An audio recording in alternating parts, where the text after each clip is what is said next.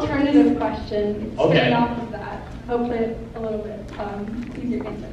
But so now with the gained perspective of how Clark radioed him every day, how do you think that changed his perception of her being part of the family? Well, I had a similar question to this yesterday, and I think it is that how Maddie actually perceives him is the way that Clark sees him, you know. So I think that's quite telling. And, you know, the family line. I'm sorry. This is one thing that you guys probably don't know. The reason it's in there is because of me. Yeah, and I said I wanted it in there because I felt like the connection between Bellamy and Echo wasn't playing. Like I was like, we had 6 years up there and the audience just came back and went, oh, this is my girlfriend. And no one really kind of understood why. So I wanted to be able to portray her, like, you know, because Bellamy was apart from them for so long in that season. I just wanted to remind people that this is something that's really important to him too. So when I asked to have a line like that put in, that was my intention. And now you're probably learning my intentions don't seem to come across on camera. So I should just play against everything I think, you know. But yeah, it wasn't, no, in retrospect I probably shouldn't have done it. But it wasn't about excluding Clark from the family, but rather having her know that this is really important to him too. Like, we can't just do everything from, like, she's like, I need to do this for Maddie, and he's like, well, I need to do this for my family. Like, we're coming at this argument from the same point, same place, and neither of us are going to budge. That's basically what I felt that scene was about. Yeah, it's funny like that. Things got, like, everyone loved the Red Queen, and I was like, she's the worst. So clearly my thinking is so different from everyone else's. But yeah, maybe that's why it works, and maybe that's why you guys like him, I don't know. But yeah. Thank you. Thank you. How you doing? I wanted to ask, if you could cast Bellamy in any show or movie of any genre, what would it be? Like a genre? You know what? I've been on this tear of like watching ghost stuff. Like, you know, like, I don't know if anyone watches this.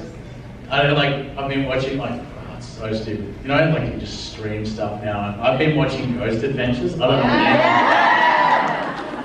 Exactly. Some things in this world we can never understand. Anyway. So if he was like a ghost hunter, that, a long trench coat. No, but none of this like, you know, GoPro kind of at night kind of thing, like, did you hear that? It's more of like a film noir ghost hunter. Kind of cool guy. Yeah. Oops. There's a ghost! I'm on it. Thanks, mate. That was ridiculous. That was ridiculous. I think it's a sign, guys. Has anyone got like an EVP? Huh? Carry on, shall we?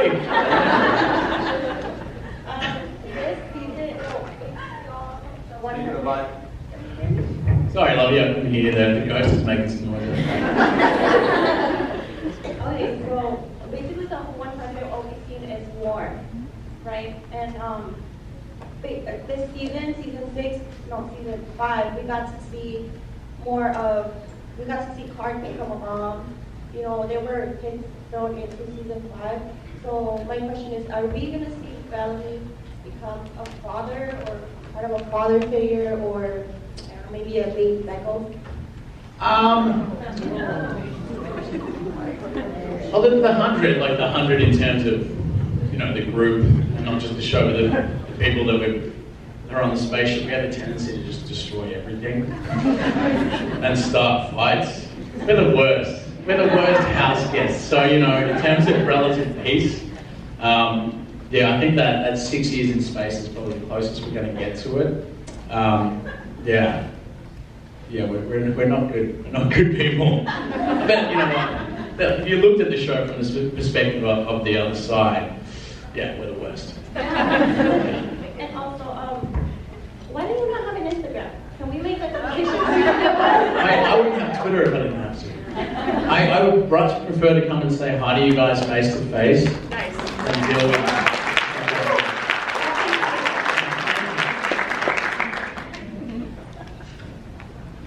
What's up, love? Long time no see. Yeah. Okay, I've got just, well, first of all, I wanted to say, like, thank you so much for everything that you're doing this weekend. Like, Oh, no. your autograph Thank you guys lines for are so coming long, along. your photo lines are long, and, like, you're still just amazing for everyone. Oh, so thank you. We really appreciate it. I'm just feeding off your guys' energy. I'm actually sucking your souls out. Okay, I came up with a bunch of just, like, random, rapid-fire answer type of questions. Go on then. All right. But the chances are they won't be fast. Well, it's I okay. tend to go on tangents. We have a long line behind you, so we can just do like 5. That'd be Okay. That's all I got. Okay. You nearsighted or farsighted? I've got an astigmatism in my left eye. Yeah. Do you prefer 80s music or 90s music? 80s. Sweet or spicy food? Spicy. Even though I can't handle it. That reminds me, I was going to bloody, someone gave me that hot one sauce. Yeah, and I was actually going to do it on this panel. It's probably in the green room. I shouldn't do that one on the Eliza one. I'd probably puke. Sounds great. Carry on, shall we? Okay, I just got like 2 more. In the classroom, would you go sit in the back of the class or the front of the class? In the middle. Those teachers will still see you there, Mom. Yeah, I was a good student. You did get 100% on the quiz I gave you yesterday. Thank you. And if Bellamy Blake was on a reality show like Survivor, Big Brother or something, would he be the one to win it all or the one to get voted out first? What's the cooking show? Top Chef. Top Chef. First off. Thank you. Thank you. Hey. Hi. So during season 5, we saw Bellamy trying to protect his sister and not Again? not kill her. Oh yeah. But then she sentenced Clark to death, and that was kind of a turning point. Yeah. And even compared the line "Traitor who you love" to Echo and everything. I was wondering what you thought was going through Bellamy's head during that last scene with Octavia, when she's kind of bringing up his love for Clark, and he's about to do something that could potentially end her life, he doesn't know. In that scene, which I loved shooting, it was a tough scene to shoot, but you know, once again, it was great.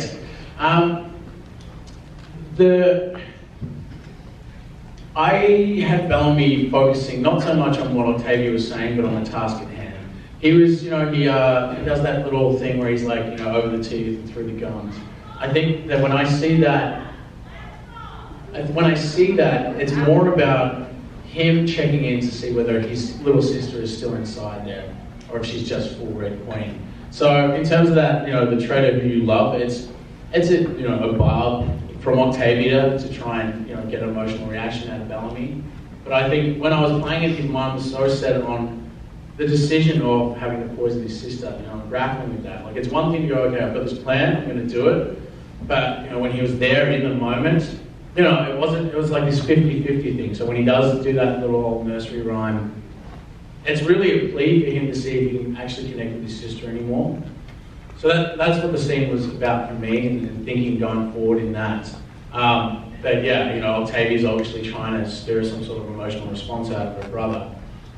But it is, you know, you had to draw a line in the sand. Like, you're not going to kill Clark, and he's not going to kill Octavia. Like, Clark wants to kill Octavia wants to kill Clark. And he's like, you know what, I'm just going to put a chip in your daughter and I'm going to poison my sister.